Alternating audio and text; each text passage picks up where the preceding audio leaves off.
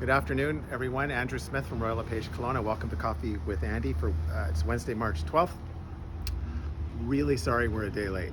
Stuff happens, but here we are. Market report for the week ending April 9th, 2023. News today is, as expected, the Bank of Canada held steady with their rates. No rate hikes. It remains at 4.5% where it was in January, and they get together next June. So stability on the interest rate front, which is good. More on that in a minute. Currently, we have we broke into 1,000 listings. We have 1,071 active listings for sale right now, board wide, including 112 that were brought to market last week. We also have 499 apartments in all shapes and sizes, including 61 that were brought to market last week.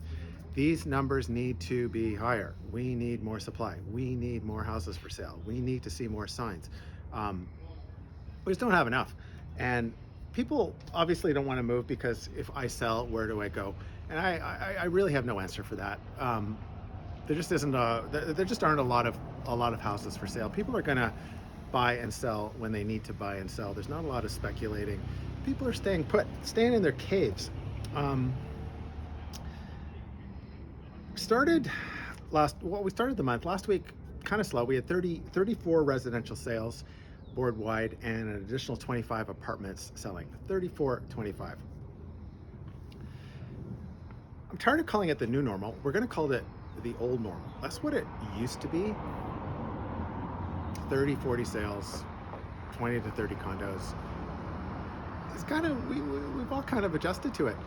People seem to not be moving as often as they used to be. Like in the old days, people would stay in their houses for 10 years. Over the last 3 years, it's just been a feeding frenzy, and that's kind of settled down. I think that's good. I think it's good for our mental health to have stability. We still haven't figured out how to get the investors back because the math doesn't really work in terms of buying a place and renting it out, having revenue come in and more money going out. But we'll straighten that out sooner or later.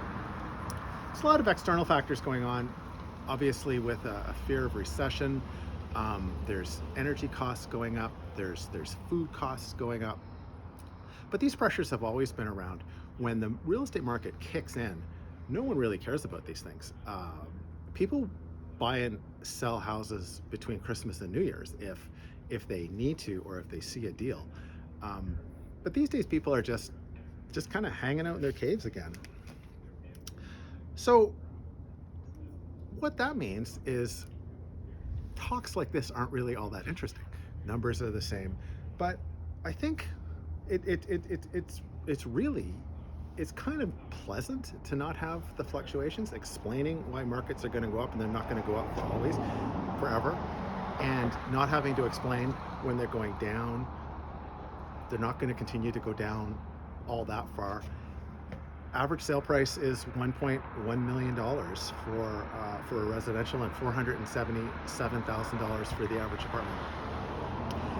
If you were waiting to get into the market, hoping the real estate market crashes, it's probably not going to go. I can't see it going under $1 million. I just can't. When it was 1.2 or hovering just about at 1.2, if you waited saying it was overpriced, good for you. Clap, clap, clap, clap, clap. If you're continuing to wait, I think you might be pushing your luck. But the only problem you face now is a lack of supply. But it's good to have people doing other things on the weekends. Instead of visiting 10 open houses, they're going to wineries. Instead of Albertans coming and visiting and setting up tours to see 15 or 20 houses and then buying one on a Monday, they're still coming, but they've brought their bicycles with them, or their rollerblades, or they're golfing, or they're doing cool things, which again, I think is better for everyone's mental health, dealing with stability. Thank you for watching. I'll be here next week regardless. Andy Smith, Royal LePage Kelowna.